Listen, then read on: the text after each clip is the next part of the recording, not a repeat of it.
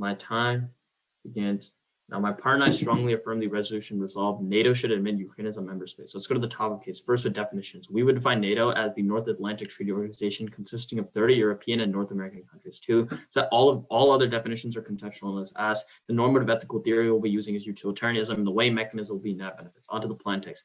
Our plan is that NATO should admit Ukraine as a member state. The time frame is as soon as possible, and funding is normal ways and means. Any questions asked now, and we'll be able to meet best with our ability. So, y'all have any questions?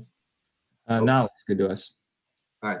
Advantage one is deterring Russia. Uniqueness one is that Russia is antagonizing Ukraine. The way is that Russia has amassed large amounts of troops at Ukraine's border, the largest since the Kiev's war 7 years ago. B is that tensions are high. The U.S. has imposed sanctions on Russia, to which Russia responded saying that they will expel 10 U.S. diplomats. Biden has also pledged that the U.S. is unwavering support for Ukraine, including military aid. C is that Russia is currently advancing using warships to intimidate Ukraine from sea starting 1 week ago. The second uniqueness point is that war with Russia is inevitable in the status quo. The is that Russia's mass troops and movements show their narrative. They're going to attack right now. B is that according to ABC, Russia has accused Ukraine of trying to start a conflict by an escalation of proactive actions along its border. They said that if the U.S. sends any military aid to Ukraine, they will launch a full war. C is that 4 Ukrainian soldiers have already been killed by Russia shelling in March, showing that major conflicts are about to start. Indeed, this is why Ukraine called the Secretary General of NATO and asked to make Ukraine a member state right now because they feel extremely insecure in the status quo. The third uniqueness point is that Ukraine, absent NATO memberships, is on the course to start nuclear proliferation. The A argument is that in order to deter Russia, Ukraine is looking to nuclearly proliferate absent NATO's protection. The lie for this is that this is supported by The Atlantic from 2 days ago, who states that the Ukrainian ambassador for Germany's Andriy Melnik said that the country may opt out to construct nuclear weapons to defend against Russia in the case it is not accepted NATO. And the second uniqueness point is that in an interview, he was also quoted saying that either we are a part of an alliance like NATO and we're going to help make Europe stronger so that Europe becomes more confident, or we only have one option to arm ourselves, perhaps to think about our nuclear strikes. The B uniqueness is that a first strike is inevitable. Them having nuclear weapons emboldens them to make the first strike to get off with the battle. Specifically, we want to look to the fact that right now Russia has an NFU, which means Russia wouldn't be the one to first strike. Taking into consideration that Russia has an NFU, it means that Ukraine is more inclined to first strike with nuclear weapons. This is bad because a first strike would probably lead to nuclear miscalculation. If Ukraine launches a nuke at Russia, it would cause an all-out proxy war in which Russia would probably launch a nuke back, and then the U.S. would have to intervene, creating a proxy war. This is bad for a couple of reasons, because A, we would say that nuclear miscalculation would lead to nuclear war, which would probably cause extinction. This probably outweighs like any impact in the round. The links are simple. First, the plan passes and NATO grants Ukraine membership, triggering a couple of different internal links to scenarios. The first internal link is that NATO's membership of Ukraine deters Russia. The little a is that NATO's clause is that an attack on one is an attack on all, which means that Russia is now faced with 30 member states ready to respond to attack. The B is that this new larger presence in the Black Sea will force Russia to cede. The C argument is that multiple NATO countries supporting allowing Ukraine's membership are Germany and the US, being the two big ones. And D is that this has worked in the past with other member states when they joined NATO, which means that it's empirically proven that NATO is able to successfully deter Russia in times of conflict. The second internal link that's triggered is perceptual changes. NATO accepting Ukraine allows for a perceptual change of security, which is key to deterring Russia. The way is that this is key because even if we don't win the argument that NATO can take on Russia and actively deter them, we still get access to our argument of the nuclear proliferation for a couple of reasons. The first is that nuclear proliferation in our world would never happen insofar as NATO grants them membership, which is key to stopping the arms race. You can refer back to the uniqueness point where we tell you that in a world of nuclear proliferation, it means either A, it's going to cause an arms race, or B, Ukraine is going to first strike. This arms race is bad because if Ukraine starts to nuclear proliferate, Russia will also respond with an arms race. This would spill over the tensions. This is specifically bad because it hurts indigenous people in two ways. The first is outsourcing, as the New York Times finds that 3/4 of uranium is located on tribal land worldwide, and indigenous people are often the ones who have to start mining, which means in a scenario where Ukraine starts proliferating, they're going to either have to outsource uranium, which means that they'll have to get it from global mines, which often, and this increased demand for uranium is going to lead to indigenous people being the ones mining, or nuclear waste being dumped on their land, which is specifically bad because we see that studies have shown that during periods of proliferation, indigenous miners have twice the rate of cancer and other diseases and are 22% likely to die. But the second thing we want to point out is local mining. We specifically see that Ukraine has 3 sites of mining which they mine and enrich uranium for, and these past mines have already led to indigenous people dying and also civilians dying due to the landmine techniques that are used specifically to clear land in order to mine the uranium. And we would also say that if Russia starts to proliferate, they're going to be looking to their local mines to also enrich their uranium. This is specifically key because Russia's sites for uranium production is located on the tip of Serbia, which is actually where all of these indigenous people live, which is uniquely key because if Russia starts to proliferate, it's going to lead to uranium mining on those lands, which is going to be really bad for indigenous people. Okay. The impacts are simple. First is deterring a war with Russia. We would say that insofar as we prevent a preemptive strike from Ukraine, we get access to this impact. Again, as mentioned before, a preemptive strike by Ukraine would lead to nuclear war, which would impact millions and cause extinction. This is probably the biggest impact in Iran. But the second impact we get access to is indigenous people. By Ukraine not proliferating, it starts this arms race from happening. We would say that you prefer indigenous people for two reasons. First is that they're not represented in the debate space, which means that we need a place to advocate for them for. And second is that there's going to be millions of them hurt, specifically that this is an intergenerational impact because if indigenous people are being oppressed through uranium production, it's going to set the norm that uranium proliferation is fine. Yeah, and we would say that racism is probably the largest impact, has the highest probability and magnitude. It's an ethical a priori to reject the system. The lie for this is systemic racism means that it accumulates over time. It's intergenerational, outweighing extinction or other high magnitude impacts because it affects multiple instances of world population. Second is that racism also kills value to life by rendering populations as disposable, which is an extinction level impact. And three is that racist policy has the highest probability of causing intergenerational dehumanization. The one under this is that slavery and the Jim Crow laws, while abolished, still affect people of color today, and even one policy affected one generation has future dehumanizing implications. Case, is there anything else? I think that's it. All right, I'll vote aye. Two off, case in order. Ron, your mic's a little loud. You want to turn it down a bit? Okay, give me 1 sec. You won't turn down too much. Wait, it's fine now. I don't know. Do you know what? It's probably good. Probably just not thinking loud here. Yeah.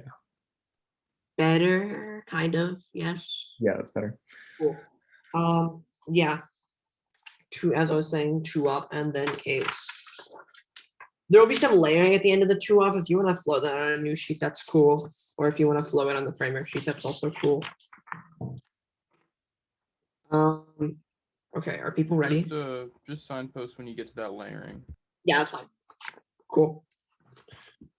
People are ready. Yes. Okay. 8 minutes of time starts now. A's the interpretation. The PMC must present and defend a method for debaters, judges, and spectators to assist in the pre-fiat implementation of the resolution to clarify the strategy for the bodies in the room to follow and enact. The PMC must present and defend a method for debaters, judges, and spectators to assist in the pre-fiat implementation of the resolution. To clarify, they must present an active strategy for the bodies in the room to follow and enact. These are the violation. They only present a plan to how the U.S. federal government is implementing how NATO is implementing the resolution. That's not a method for bodies in the room to get involved and get the policy enacted. It's disconnected from the body and the voice of the AF. Will preempt that we meet even if policy education helps with activism. It isn't a concrete strategy for activism. See the standards. One is presumption the AF does nothing. Voting affirmative in this debate will not boost the advantages discussed or allow for the enactment of the resolution. Two is engaged in policy education is portable from this route. According to Princeton, the bottom 90% of U.S. citizens don't have influence over policymaking or interrupt results because learning how to engage with the state is portable between different topics. Three is micropolitics. Our mode of politics is better at creating tangible change and challenging power. It's a better educational model and solves the inevitable politics and role-playing good arguments. The point that the U.S. federal government isn't real, but it's made up of hundreds of thousands of agencies similar with NATO. Four is the topical version of the app. You could teach people how to engage with NATO. You could tell us to go to a protest. You could tell us to teach other people. These are the voters. One is that education as a voter because it's the only reason debate gets fun and it's the only portable skill we could take from this round. Two is that education outweighs the points that uniquely on this show. We're trying to determine which people can engage in fairness in the first place. Is a question of fairness for whom. The basic point is that education controls the internal link to fairness. It frames what we view as fair. Three is three is a priori. You have to set the rules of the game before you play it. Four is drop the debater to deter future abuse by norm setting. Five is keeping interpretations because what is reasonably fair is arbitrary but requires such intervention. Six is no RVS can data shows legitimate theory. Next off. A is the framework. The role of the ballot is to evaluate the totality of the implications of the PMC's justification for their chosen policy proposal or critical alternative. The role of the ballot is to evaluate the totality of the implications of the PMC's justification for their chosen policy proposal or critical alternative. The ACE point zero policy for the state constructs conflict or expand the scope of its power. The U.S. invasion of Iraq was justified by the Syrian effort to Sudan a state of weapons and mass destruction didn't exist. Our role of the ballot is the only way to solve state perpetuated zero policy failure because the structure was designed so that peace was never an option. The point is epistemology first. The state manipulates our worldview. Florida banned critical race theory from civics classes for being, quote, unsubstantiated. Debate is the only arena to interrogate state structures for young people because every state always reserves the right to do what Florida did. Two is fiat illustrate, evaluate case before case. The point is the double bind. Either uniqueness arguments are true and we're all going to die soon, so we won't get to use our policy skills, which will advocate are beneficial in the 2AC, or they're false in the judge and vote for best scholarship. The piece of point is critical methods. The K forces debaters to think critically when discussing the implication of role-playing policymakers rather than accepting it as the default mold of politics. Three is that reps come first and reps are binding. The point is debate is key discourse alters our world understanding and political ideology. Their discourse in the PMC or reversive shapes the perception of the state which we're critiquing. The piece of point is that discourse shapes who kill. Our discourse and understanding of rule has tangible implications. Involvement in the Vietnam War was tied to public support, indicating lives were lost as a result of pro-war discourse and policymaking. The thesis.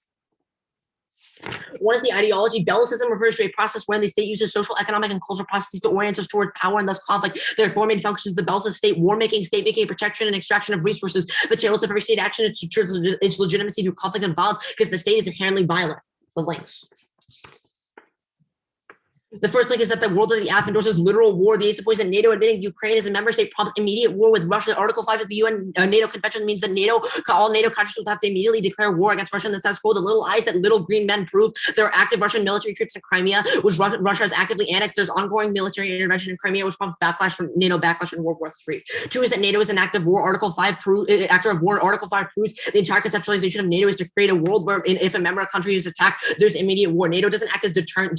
It acts to engage in war. 3, state coercion. The point is motivation. The 1AC recognizes the state's ability to advocate through its citizens through utility and net benefits as the main motivator of the state. That discourse irreversibly legitimizes the state within this round. The point is prioritization. The bellicist state prioritizes military threats over the health and safety of civilians. The little I is that the U.S. government defended a significant decrease in quality of life for imprisoned U.S. citizens and residents of Japanese descent based on the small risk of those citizens being treated as a threat to national security. The CC point is that justifications are key. Our determination of what is net beneficial is influenced by the justifications around us. 4 is the asked rhetoric of war as being inevitable is explicitly Bellicist rhetoric. The supports that arguing that war is inevitable is exactly what Russia wants. That both increases Russian legitimacy and feeds directly into the Bellicist rhetoric with the plan is passed. The supports don't let them sever their reps. They literally argue that full-scale war is inevitable. That's literally them being the Bellicist state. The impacts.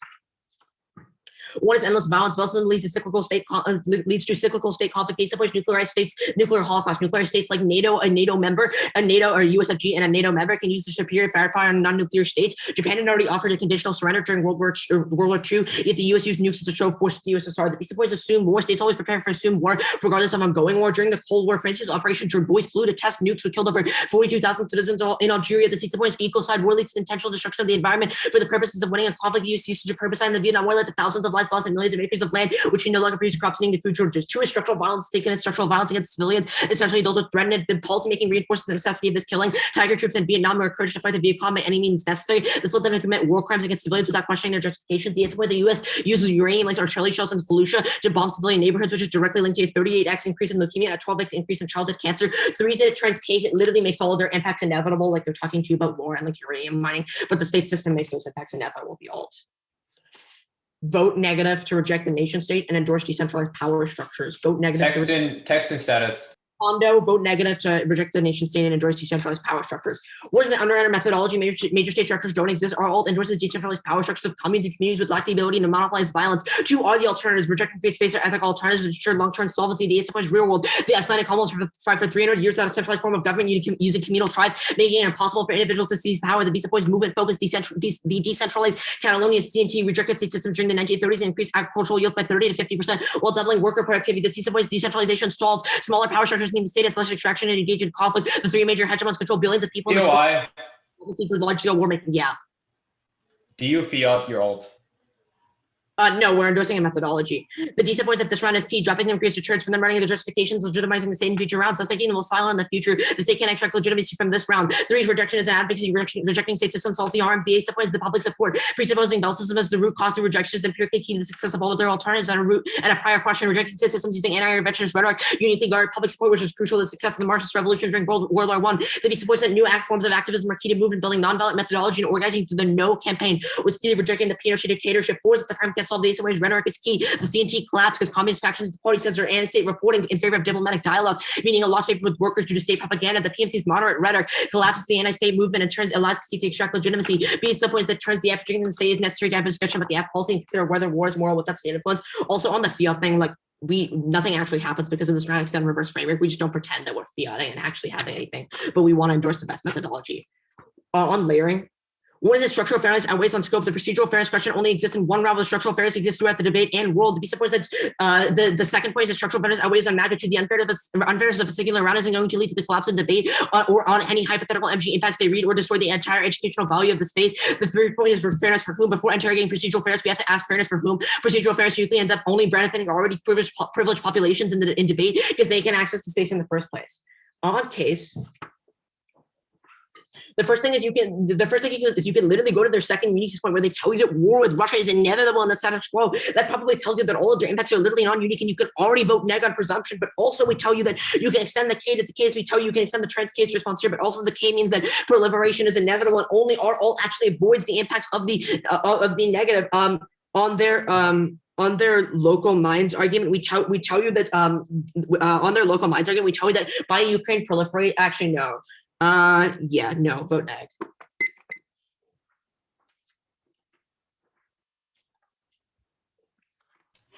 Order is 2 new off. On the K, it'll be okay. 2 new off, then their shell, then the framework, links, and then alt solvency. Hold on, wait, go back. So, 2 new off, then the R theory shell, and then the K, and then case in order. Yeah. Cool. Give me 1 second. Real quick, we hit the like structural fairness framing that I flow down a separate siege. So if you're going to that flow, can you just signpost when you get there? That's Yeah, I will. note that down. Cool. Are you addressing the structural fairness framing? And if so, where is it? It'll be at the bottom of the first new off. Got it.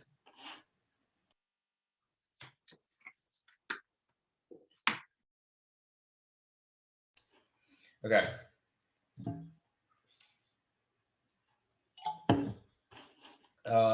Also, Anish, when I read the offs, just put the text in chat and also mute.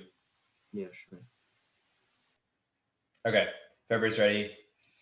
Time starts now. Is the interpretation if the affirmative defense post-fiat policy option, all negative advocacies must be competitive post-fiat policy options. Interpretation if the affirmative defense post-fiat policy options, all negative advocacies must be competitive post-fiat policy options. B is the violation they are not a competitive post-fiat policy option, but rather criticism that engages to ideology does not engage with the state, which means that they're not policy to. They read a pre-fiat. They read a pre-fiat advocacy. 3, they are not competitive. People read permutations of their alternative standards. 1, limits. By moving outside fiat, they can read any thought topic alternative, which gives the neg form of the ballot. They're impossible for the affirmative to predict. This boots our prevents effective interrogation of the negative. This turns to criticism because clashes the internally to action learning about your ideology. B, internally to fairness because limits control the starting point of each side. 2, ground. You can cherry pick the best guy because you are constrained by the resolution. 8, justifies utopian alternatives that fiat mindsets that are impossible to answer because they don't defend implementation example from the negative.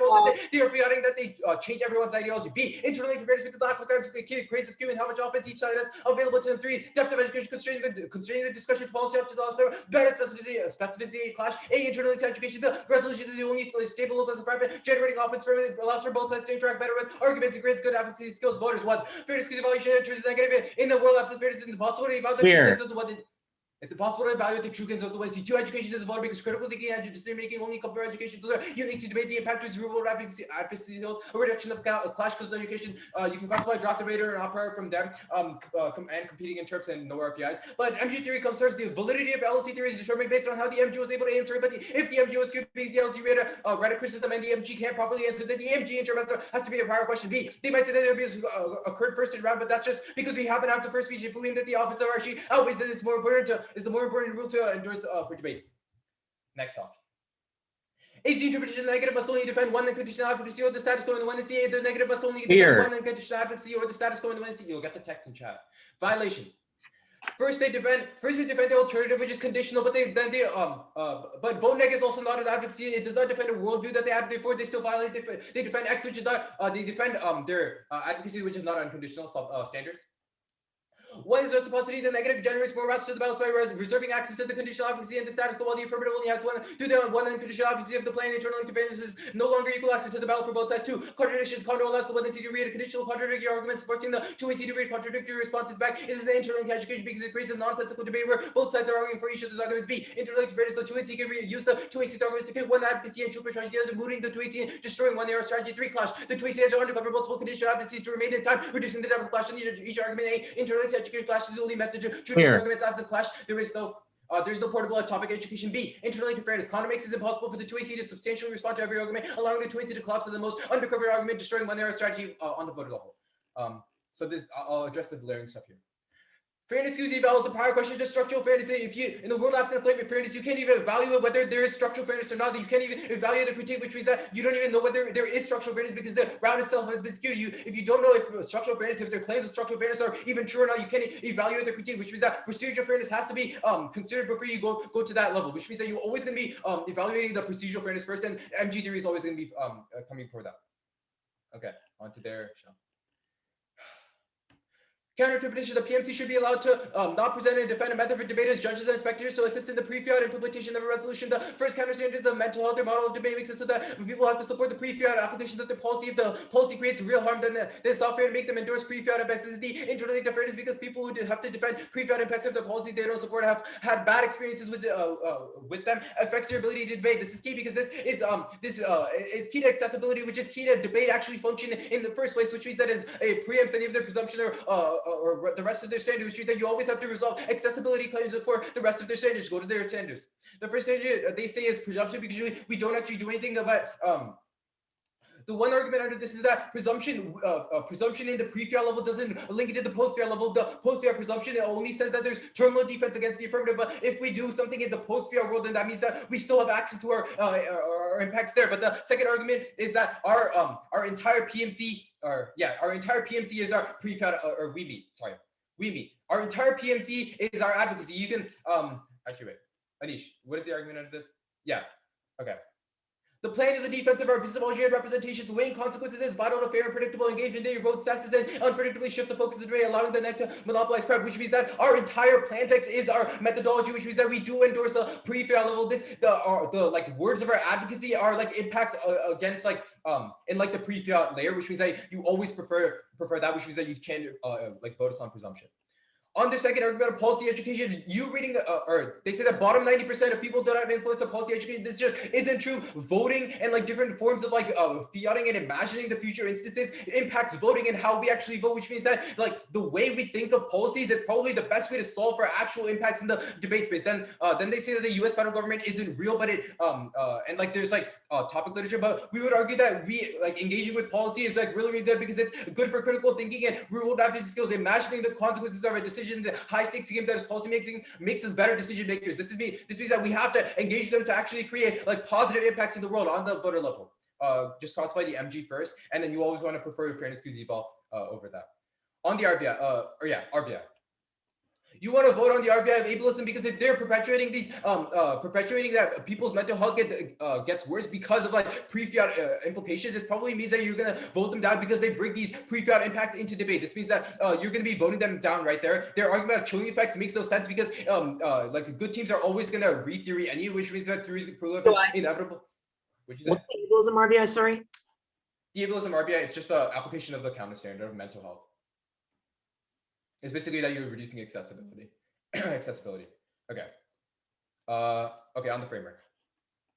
First on the epistemology, First, counter role of the ballot.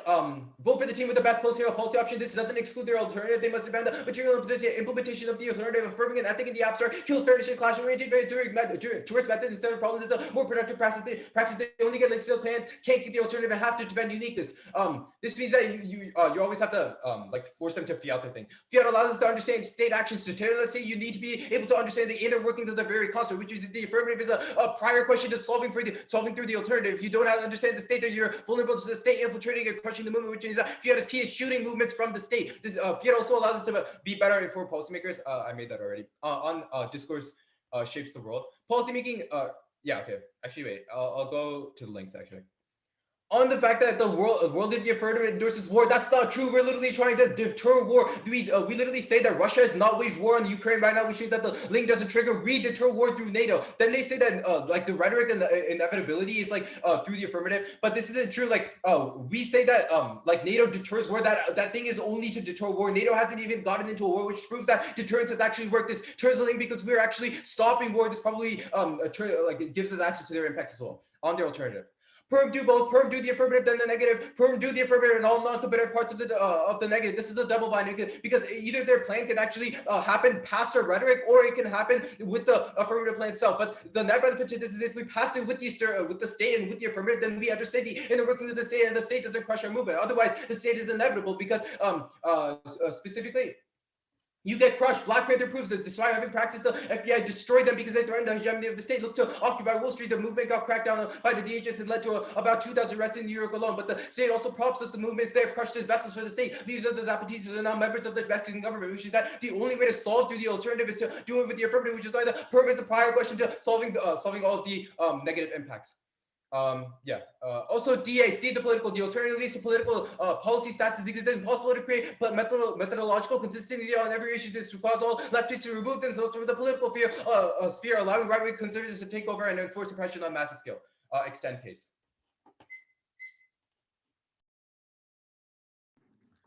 Oh boy. Okay. 8 minutes. Let me get all these sheets in order, and I will give you an order. And Rohan, interrupt me at any time for stuff. Okay. Let's see. First is going to be layering sheet on top. So it's all the procedural fairness, structural fairness arguments on top. Then it's going to be the interp, the first shell they read, the first negative shell, post-fiat policy option, then the condo shell, then the activism shell, then K in order, then case if I get to it, which I won't. Just signpost when you're moving sheets to help with the whole online flowing thing. Yeah, Thanks. for Wait, sure. one more time, Young. Like pause for a sec so we have time to bulb and flow. Yeah, no, definitely. I'll give you all a couple seconds to do that. Give me the order one more time, Yonker. Order is going to be the layering sheets, all the structural fairness, procedural fairness stuff first, then the policy, post-fiat policy alternative shell, and then the condo shell, then the activism shell, then the K in order. Cool, we all good? Time starts now. First on framing, we're going to be winning on structural fairness comes first before you can for procedural fairness. The first can be extending the second and third argument on the structural fairness comes before procedural fairness, specifically in terms of magnitude. You can see the probability, any kind of probability weighing on structural fairness versus any kind of structural fairness versus in-round abuse, probably, or what is the argument here? Oh yeah, any kind of predictability argument, especially in terms of in-round abuse, is probably bad because we tell you that vice judge intervention kids actually argue in the specific terms of predictability or any kind of articulation of real-world abuse or in-round abuse specifically in vice judge intervention because there's no bright line for that kind of articulation in terms of like what actually means between probability versus like actual proven abuse slashes like potential abuse. Additionally, in mixed setting, we're in a structural fairness that weighs the magnitude. The unfairness of a single round isn't going to lead to the collapse of the debate or the impacts they specifically read on the two other shells, or as you see, they probably prefer the educational value out of the activity of the actual the educational activity out of the K, as well as the performance of or the actual reading of the LOCs as a prior question. Any kind of any shell that the affirmative reads.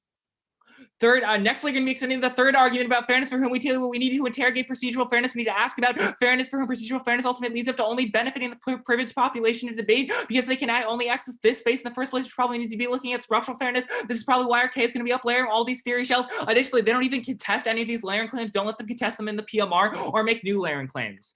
On the response that we can't evaluate procedural fairness because structural fairness is skewed. First off, this argument is just straight up false. The judge can still evaluate the critique. We tell you there's actual tangible ways to engage with the critique. Additionally, y'all read perms and DAs to the critique, which probably disproves this argument.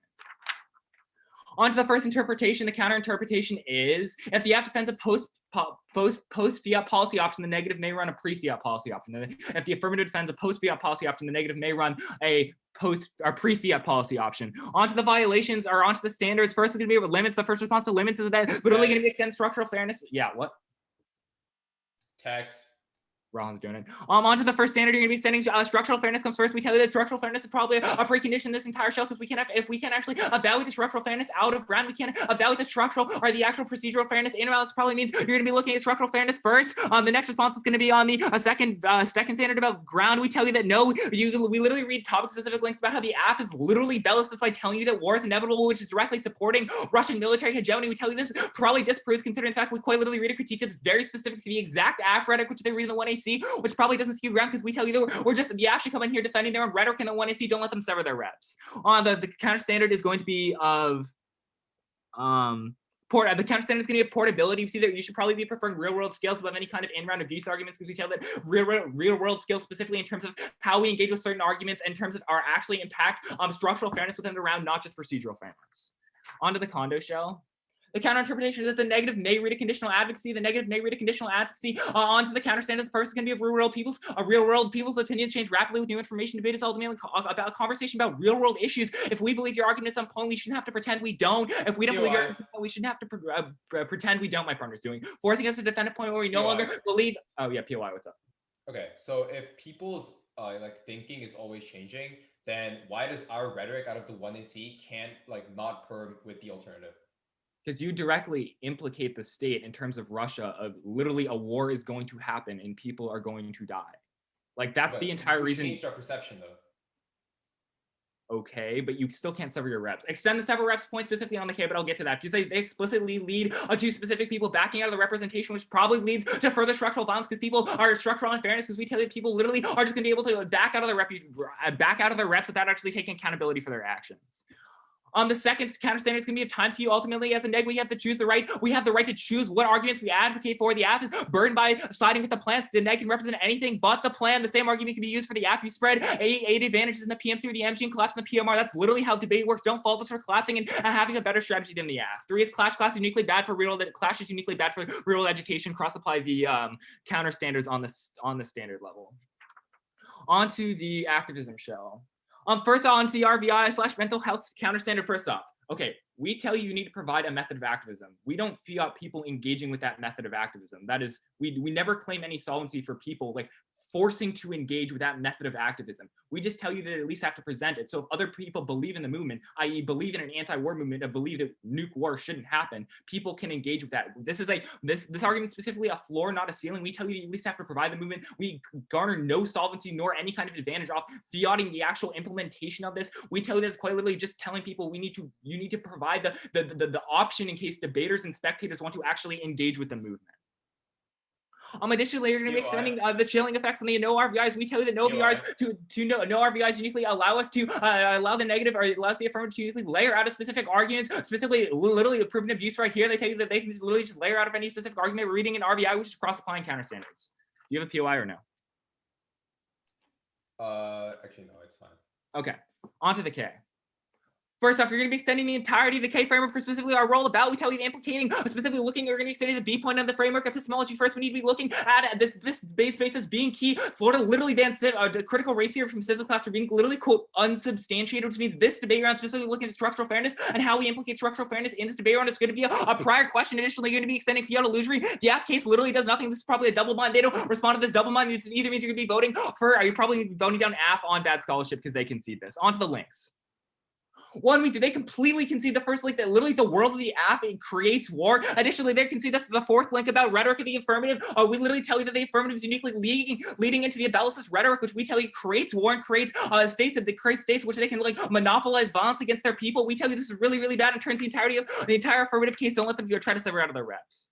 Onto the impacts, you're going to be extending structural violence. You see that the United States usage of radioactive artillery shells and Fallujah led to a 38 times increase in leukemia. This means we need to be analyzing the specific how debate space, but more importantly, we need to be analyzing structural violence and structural fairness. The prior question, any kind of portable or any kind of procedural fairness, we tell you quite literally impacts people materially. People are dying and getting cancer. Kids are getting cancer because of a direct result of the affirmative's rhetoric. We tell you this is probably the reason why you need to be looking at this as an addition to just being a case turn, but a reason why you need to be looking at this layer first. Onto the alternatives.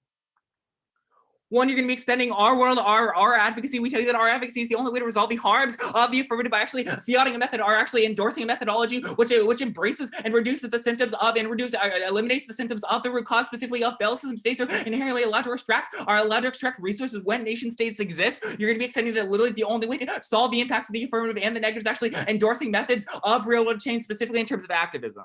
Onto the perm one, we tell you there's going to be a couple responses to the perm. The first response to the perm is going to be the footnoting DA, the failure to center the impact of the state violence. The 1AC means the permutation relegates the history of the state on a footnote compared to a case, which means it can't solve. 2 is the co-option DA, including concrete politics. The method gives the state a foot into the door into our advocacy, including single issues and theorization, which lacks a comprehensive alternative to the status quo in order to ensure bellicism is able to maintain the notion of our own inevitability. This is probably an independent turn to the perm.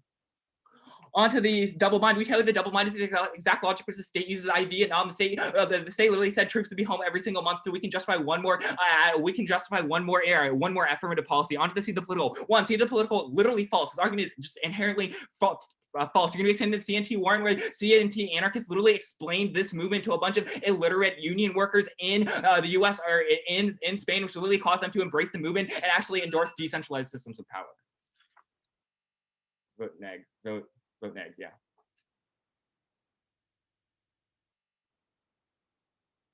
Okay. I'm not even going to pretend like I'm not going to be jumping around a lot, but I'll give an order and you should probably flow this on a new sheet. If you want to flow it on separate sheets, I'm going to start with layering, then the K in order, and then just like weighing and preamps and stuff. But you can, yeah. Actually, hold on. Put the two theory shells in the order of policy alt and then condo after the K, but before the weighing and preamps. And then obviously we consider the counterintuitive on reverse framework, so you need that sheet. I have a question for the judges. Do you protect the flow or should we PLO? I think for the purposes of there being a panel, since everything's gonna be taken into consideration, I would just, I protect the flow. I don't know if the other judges agree. If they do, that would be cool. If not, speak now. I protect, but I think that you should call POOs because I think that they're a good tool to remind the judge that this might be new.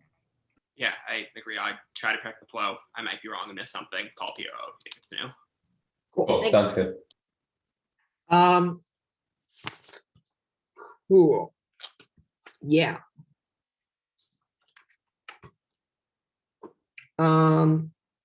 You can start my 4 minutes of time. Sorry.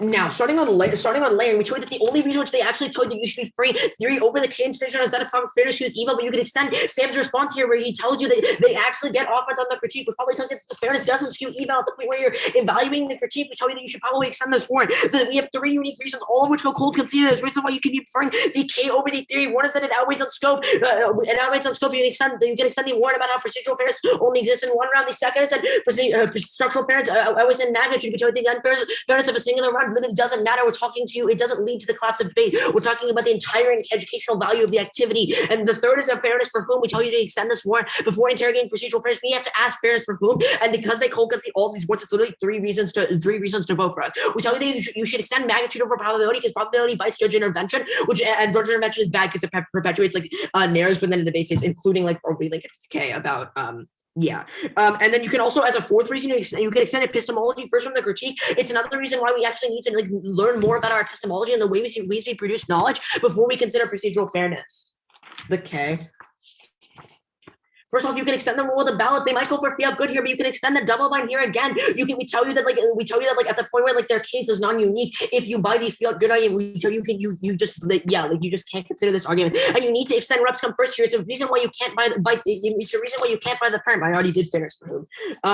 On the impact there, we tell you can extend structural balance. Your structural balance is the impact we're going for. It's the most important impact that stays around. They might go for the link turn about trying to tell you that they're trying to stop war, but you can extend the rhetoric one to tell you that rhetoric is key for the reasons of the representation documents which we make on the framework layer. And on the alternative, they might go for you get crushed, but you can extend the real world and movement focused words. But we tell you that this has happened before, right? We've done this before. To stop time. Any argument about state inevitable or crushes your movement is completely new. The 2NC did not talk about this at all.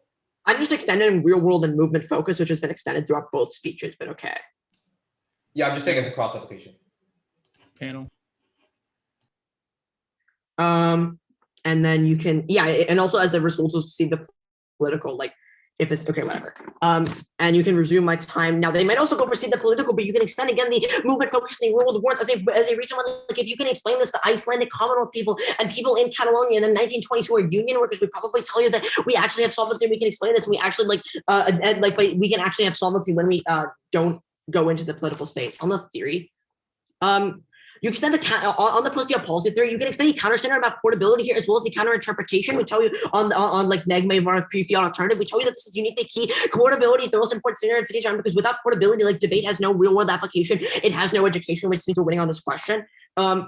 On the condo shell, you can send these 3 counter standards about real world time series and clash at the point where we tell you that if you buy any one of these standards, and it's an instant vote for the negation clause, all these are impacting out to education, right? Which tells you that, like, we're winning on this question. And either way, even if you buy all of their 3 shells, we tell you you're already outweighing the K over 3 based on the 4 reasons which we already told you, right? So, and we tell you that we have real world examples of this working. Yeah, and overall, you can also extend zero policy failure as a reason why their case doesn't matter. So if they try to go for case, we tell you that we already have case turn based on the zero policy failure argument. Wait, stop time. So this argument of serial policy failure was not extended in the 2 and C, so it's a shadow extension. He extended zero policy failure, but No, I didn't. He's right. It's a shadow extension. Yeah. Cool. Okay. So you can resume my time. Now, so just the overview of the round. Again, you're going to be wanting to prefer K over theory in today's round because we have 4 unique reasons, all of which went cold conceded by the MG, which tell you that you need to be preferring the K over the theory. The only reason which they might try to go for the arguments about how fairness uses evaluation, but you can extend my partner's responses about how you uniquely can have evaluation. We tell you that you can extend the magnitude over probability framing as a reason why our responses matter more, and you can extend the fairness for whom framing about how it literally you need to evaluate fairness, structural fairness first, because even when you're considering the question about fairness use evaluation, you need to look at structural fairness first. And then on the K itself, we tell you that we're uniquely winning this round because we're fulfilling our role of the ballot by interrogating the justifications of the PMC. But even then, we tell you that we're probably winning under the alternative because we tell you that we're creating new forms of activism, right? We're creating new forms of activism which are real world. Extend the Iceland and Catalonia and CNT weren't here to stall for the infinite war and structural violence arguments, which we're telling you on the impact layer. And you can just extend the first and third links as a reason why their rhetoric is a unique disadvantage to the perm vote neg.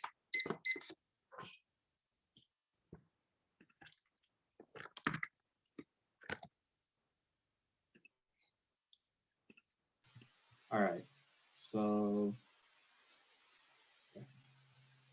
the order will be like an overview at the top, then K is bad, condo, activism, and then the K. You want this on a new sheet? The overview, yeah, on the new sheet. And then what's Oh the yeah, you second can just do everything. for after the overview? Sorry, what did you say? What's the second thing you're going for after the overview? So we're gonna do some layering, so you can pull that on like another sheet, and then after that, it's K is bad.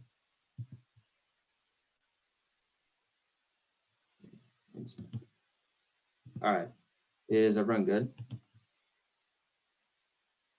All right, my time begins now. At the top, they consistently concede that MG theory comes before LSE theory. Our argument is simple. The validity of LSE theory is determined based on how the MG is able to answer it. But if the MG is skewed because the LSE reads a conditional advocacy and the MG can't properly answer it, then the MG interp has to be a practical question. This is conceded, which means you always evaluate MG theory first. Go to layering. First, procedural fairness versus structural fairness always. First, they've conceded that fairness skews eval, which means that there's no way for you to evaluate the K if there's a risk of our standards having affluence. And second is that this means that you always have to evaluate procedural fairness first before structural fairness. Okay.